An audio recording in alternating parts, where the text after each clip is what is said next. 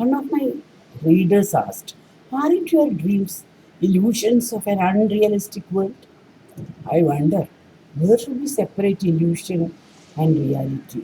Johannes Kepler dreamt that he has seen the clock of heavens and that he was traveling to the moon, and he created science from that dream. His illusionary dream became science for the next generation.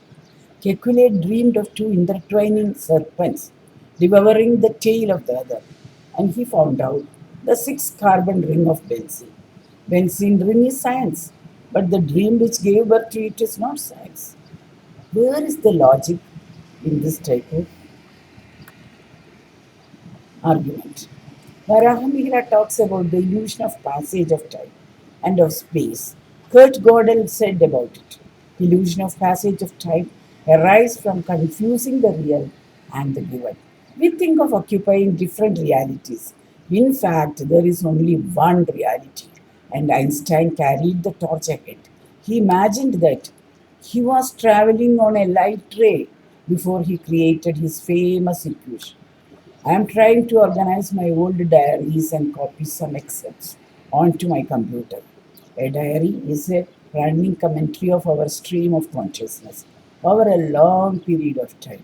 Disordered, it may seem, but on second check, a perfectly ordered rhythm is in it, as in the harmony of prime numbers. I am now arranging my psychological arrow of time as a running commentary of my consciousness passage through the corridors of time. My chronological age when I wrote this is 62, but my stream of consciousness went back to millions and millions of years ago. So do the sequence of my DNA.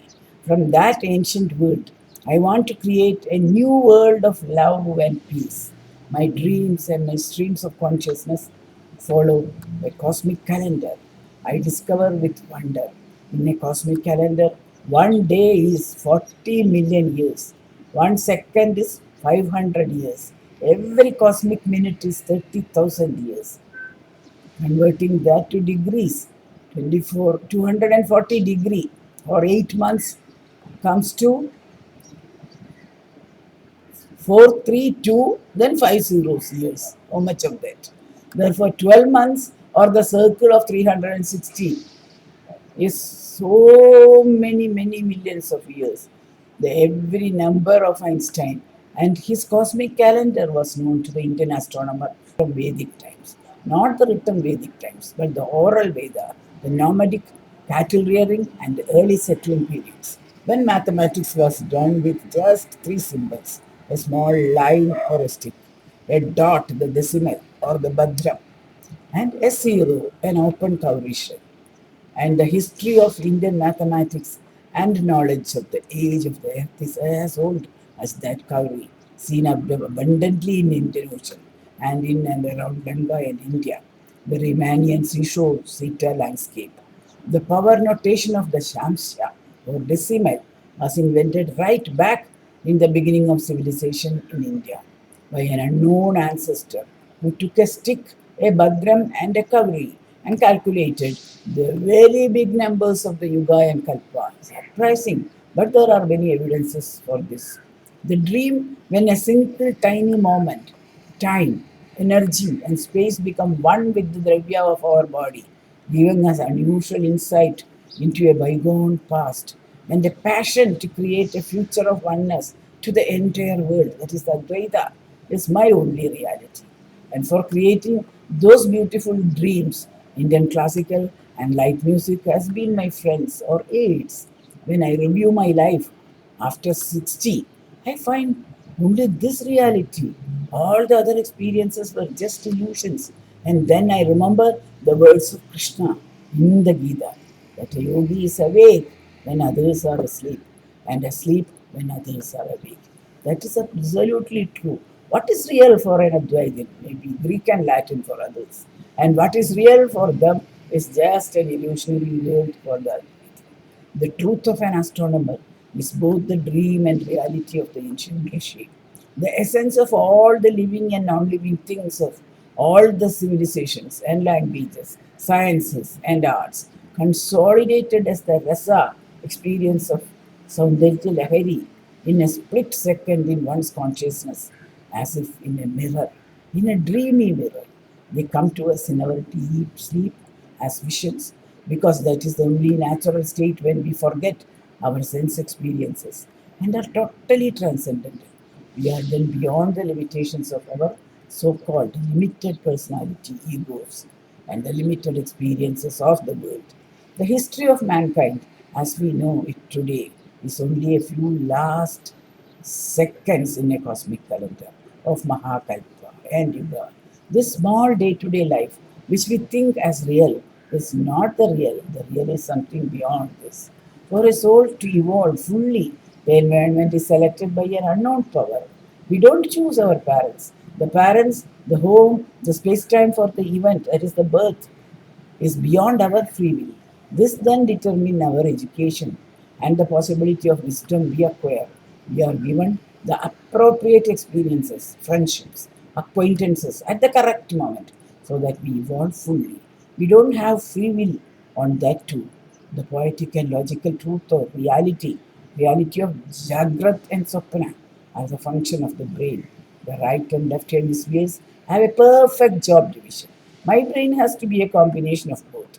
I can't deny my right brain's existence. I can't deny the dream experiences as illusions because that too is the experience of my own brain. Dreams are like flowers to a plant, natural to a human mind. We can't deny them as illusory. They are more real than what we call real. It is a never ending fountain of my cognitive mind and creative power. The dream analysis of clinical psychiatry after Freud was concerned with dreams and imaginations of a deceased brain. The dreams and imageries of a perfectly healthy mind was not studied by them. The mind of a yogi, a true yogi, is calm, and from it, creation and cognition arise as flowers, fruits, and series of generation of thoughts for the next generation from the orderly, synchronized past and present. And the path is unknown to doctors, familiar with psychiatric clinics, concerned with only the thoughts of a diseased mind, immersed in mundane thoughts and its stresses, anxieties. The dream of a Ramanujan, of Namakal Devi, resulted in his creativity or discovery of magical squares. At first in childhood, I thought these dreams are from a past life, unknown to me altogether. But towards the end of my life, I wondered, were my dreams predictive of my future? Or is the past and the future the same point as the present? The lack of division into time space as an experience of bliss makes one an Advaiti. All people see dreams, whether man or woman, whichever religion, caste, creed, or socio-economic strata. No bar for age or language or space-time for a dream. We touch not only the subconscious, but also the superconscious planes in a dream vision. When we see the same symbol repeatedly in an orderly rhythm from childhood, that has to be considered not as an ordinary dream, but a predictive or rediscovery dream. Dreams are universal symbols since they recur in all people, irrespective of any difference in space-time or other attributes mentioned above. There is a symbol of dreamy prediction in Bible, that of Ezekiel. Ezekiel, on the 30th ruling year, 4th month, 5th day, saw the heavens door open and God appear. There was a northern hurricane, a bright fiery envelope, and in that cosmic dance of nature, he saw a human form with four faces, four wings, and four such forms appeared. All had hoofs and bright golden color. The faces were lion, Garuda, Rishabha, and a man. Then he saw a light like lightning.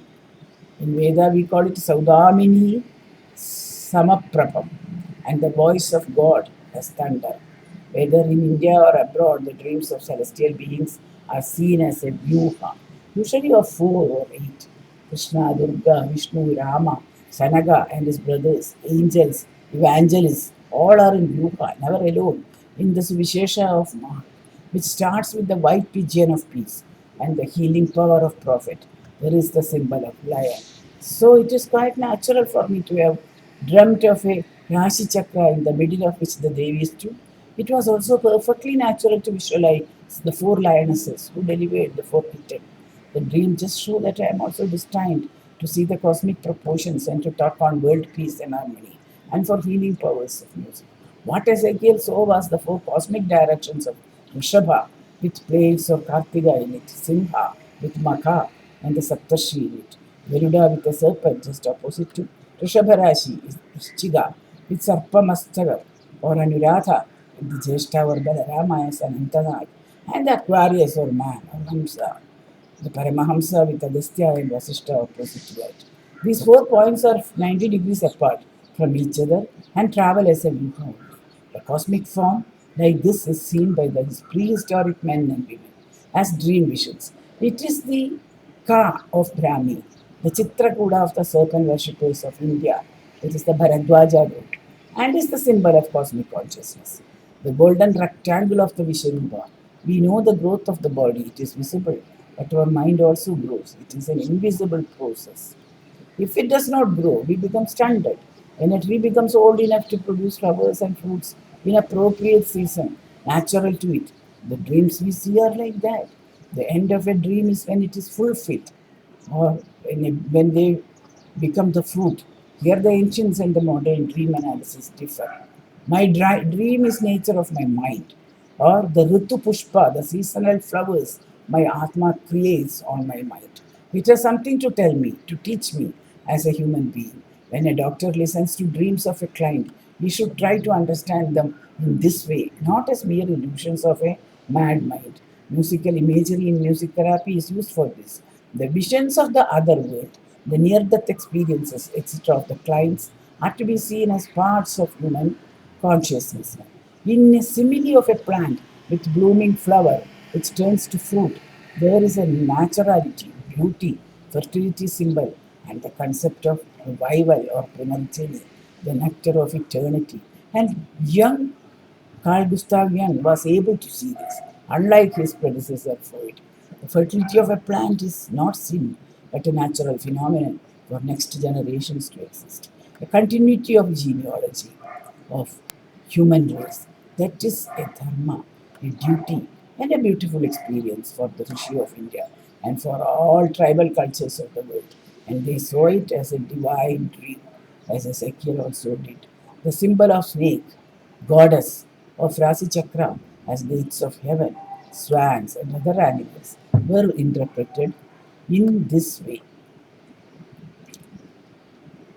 The rectangular square with four sides, the mandala of Rashi Chakra, the square within a circle. No, the total personality development is indicated by these four cardinal points. Four and the circle enclose the whole.